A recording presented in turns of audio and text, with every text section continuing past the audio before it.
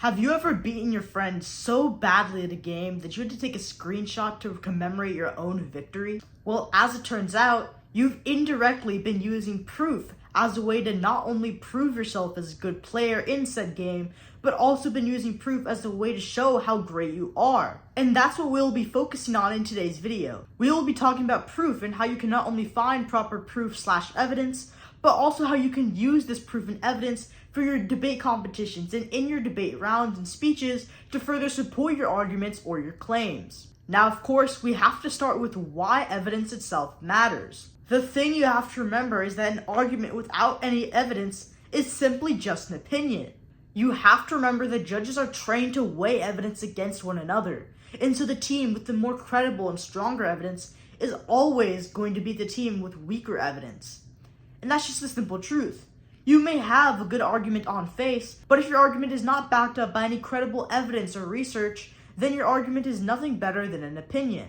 But you can't just have any evidence. You have to have good evidence, expert evidence.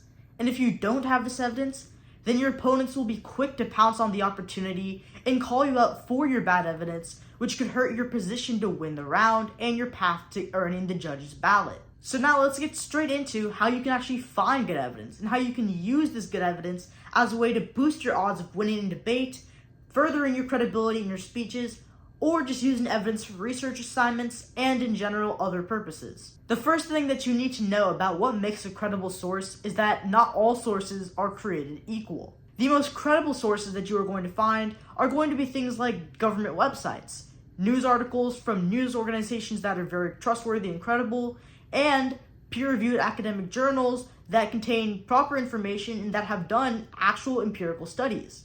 Sources that are going to be untrustworthy are blog sites, different social media posts, or even just things that are old, like from the 1900s or the early 2000s, that have no relevance to the modern day.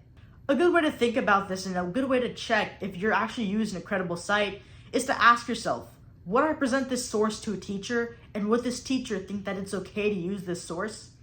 If your teacher would say no, just don't use it in the debate. I don't necessarily love telling people about this method, but I will say it's very effective, especially if you're just learning how to distinguish credible sites from non-credible sites. It's super helpful in making sure that you properly distinguish a credible site from a non-credible site or a site that is completely untrustworthy.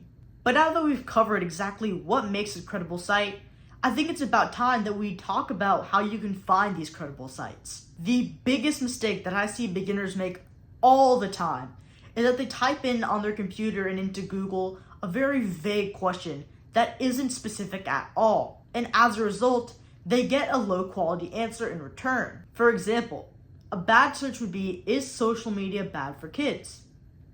While not necessarily horrible, because you will get some good credible articles at least, you'll also get a lot of blog posts and opinions about if social media is actually good for kids or not. Rather than having to sort through all these articles though, you could simply just search up studies in 2023 showing that kids suffer more whenever they use social media.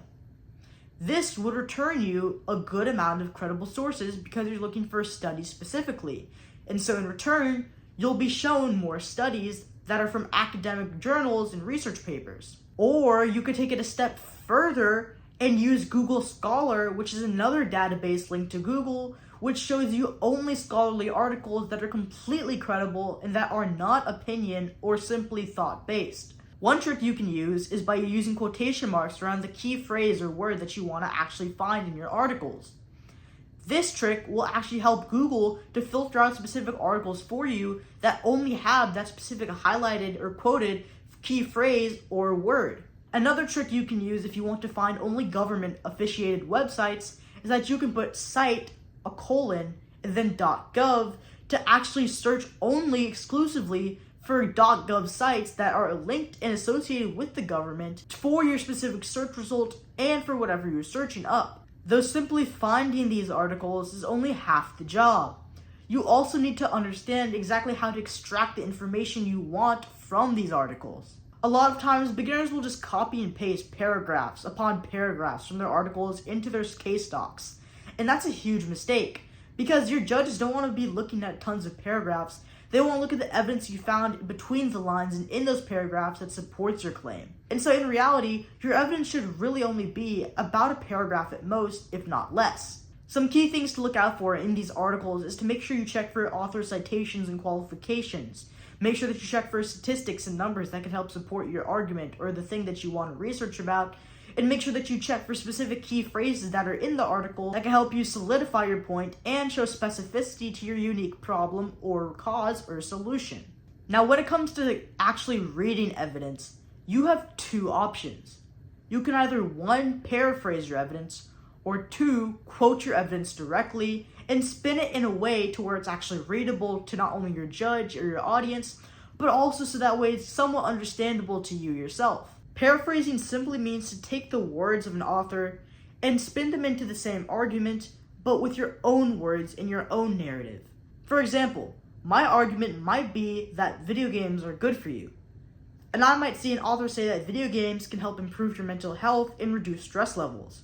And I might take that and say, video games are good for you because they make you less stressed and they help you overall with your mental stability.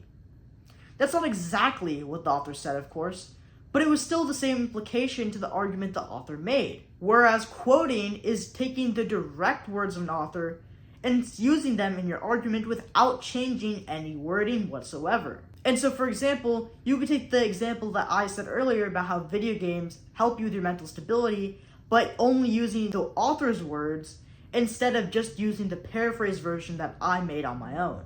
Though there is one thing that you have to keep in mind whenever you are doing these things, no matter if you're paraphrasing, quoting, or citing, etc. You must never, absolutely never, take someone else's words and claim them as your own, whatsoever, for any reason. That is plagiarism. That will not only get you disqualified from your debate round, or it could also leave you completely uncredible to your audience if they find out that you are lying. In any case, plagiarism is bad, and you should never practice it at all, and you should always avoid it at all costs. And to end this video off, let's talk about building a card. Now, we will get into this in later episodes, but it's good to build up an introduction right now. A card is a debater's formatted piece of evidence that is ready to read in round. A basic card would have 4 key parts. The first thing you would have is a tagline that simply states what the card is about in a simple 1 to 2 sentence summary.